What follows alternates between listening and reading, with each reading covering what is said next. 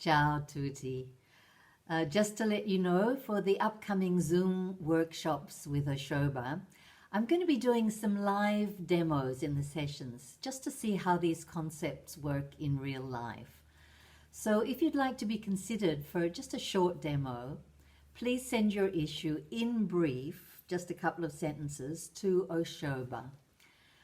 We'll only be able to do a few demos, but all of you will also be doing exercises yourself, because the whole point is to explore how the concepts which I learned from Osho relate to your life specifically.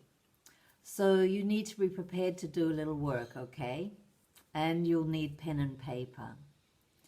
And just a reminder, the issues we'll be dealing with are, in the first session, fear, because let's face it, it's becoming more and more a part of life these days, right? So how to crystallize the fears hanging over you and face them. Second session is relating the parent effect, just to understand something about the unconscious dynamics affecting the way you relate with your partner. The third session, dealing with conflict, which unfortunately is unavoidable in everyday life because, we're all different egos. And the final session will be about my favorite subject, dealing with the inner judge we all carry, which makes us hesitate or doubt ourselves from time to time, and which stops us going for what we want and living to our full potential.